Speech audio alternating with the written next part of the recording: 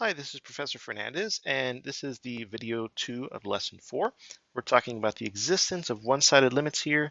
This example is from Calculus Simplified. So let's look at this example. It's example 4, the fourth example in chapter 2.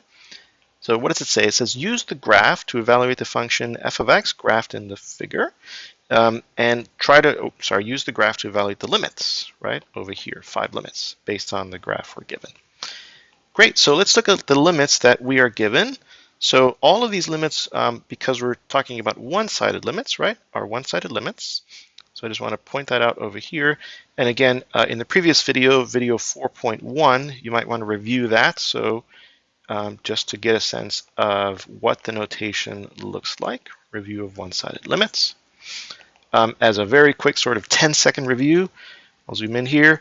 This means approach x equals -2 from the left. Okay, that's what this tells you over here. This means, for example, approach x equals -1 from the right. Okay, so from that direction. Very quick little review again. So I highly suggest you check out that video if you want much more details about one-sided limits. The topic of this particular video is the existence of one-sided limits. Okay. So one-sided limits, just like any other limit, don't always exist. Okay, they are limits, so we are looking for the trend in the f of x values as x approaches a particular number from a particular direction.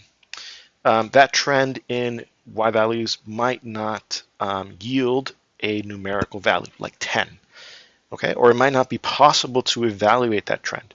So these are just verbally me vocalizing to you some of the ways in which a limit might fail to exist. So now let's go ahead and investigate these limits so we can see some of that. So let's take this first one. We are approaching -2, x equals -2 from the left. So we're going to go to our graph, okay? Here's -2, and I'm going to look for the portion of the graph that is to the left of -2. And I notice that I don't know. There is no information that's given to me about the graph to the left of -2. So we can call the outcome here, we can classify it in various ways. But I am going to write D and E, does not exist. Okay. If there were another category that calculus instructors use, I might propose something like there's just not enough information given to us for us to be able to investigate this limit, because that's exactly what's happening here. I don't know what the graph is to the left of -2, so I cannot assess what the y values tend to as x approaches -2 from the left. Okay, but I'm still going to just refer to it as D and E does not exist. All right, how about -1? X equals -1, and I'm going to approach here from the right. So I'm going to find -1 on the x-axis. Here it is. And I'm approaching from the right. So I only care about the portion of the graph that's to the right of -1. And I'm going to do the same dance as before. I'll start a little bit to the right of -1, and I'll start approaching, and I'm going to track where the y values are getting close to. Right? The y values seem to be decreasing toward -1. So that is my limit. Right? So that this limit is equal to -1. Like we talked about in the previous video, video 4.1, it does not matter for the purposes of finding a limit whether this circle here is open or closed. This closed circle tells me that the point -1, 1 is a point on the graph, right? At x equals -1, the y value of the function is 1. This down here tells me that at x equals -1, the y value is not -1. But it turns out that in terms of the limit, that is the number, -1, that the function is approaching as x goes to -1 from the right. Okay, so now we'll switch over here and let's talk about this limit. So we are now approaching 2, and we're doing it from the left-hand side. So I'm going to go over and find 2 on the x-axis. So there it is, and I'm going to approach from the right. So I'm going to look at just the portion to the right of x equals 2 on the graph, and then try to see what's going on there.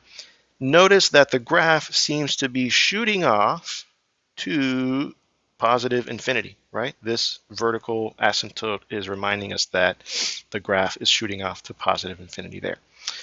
So I'm going to write one thing here that may be at odds with perhaps if you've already taken or currently in a calculus class. I am going to write does not exist. And then I'll write in parentheses positive infinity.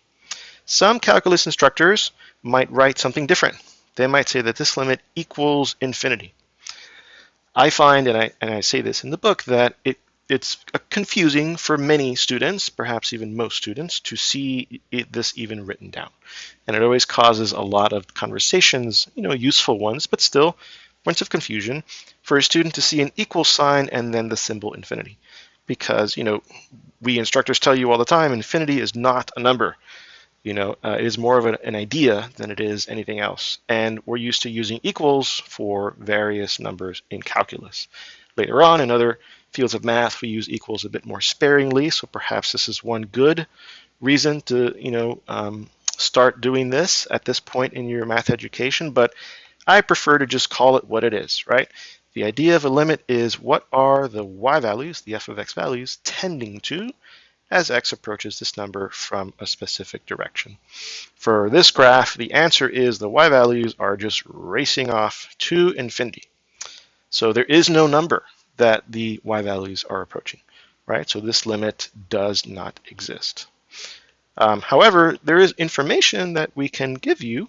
It not only does not exist, it does not exist for a different reason than this limit did not exist. Remember, this is the limit where we just did not have information from the graph to the left of -2 to be able to investigate the limit. This limit also does not exist, but we do have information that can tell us what's happening. That's the information right here. The graph is racing off to positive infinity. So this is the notation I prefer. Again, your calculus instructor might have you prefer to write something like equals infinity, but they both mean the same thing, that the y values are getting larger and larger and larger without bound as x approaches this number in this direction. Okay, how about this next limit? So what are we doing here? We're looking at x approaching 3 and then from the right. So let's go on our x-axis, clear some of this clutter. Find x equals 3, here it is. We're approaching from the right over here. So I'm only looking at the portion of the graph to the right of x equals 3. Again, as I've said in the previous video, I'm not counting that as to the right because that is actually at 3. And once again, the limits care about what the y values tend to as x approaches 3, in this case from the right, not the y value at x equals 3. That would just be f of 3. That would be the y value at x equals 3. So that's not what we're calculating with the limit.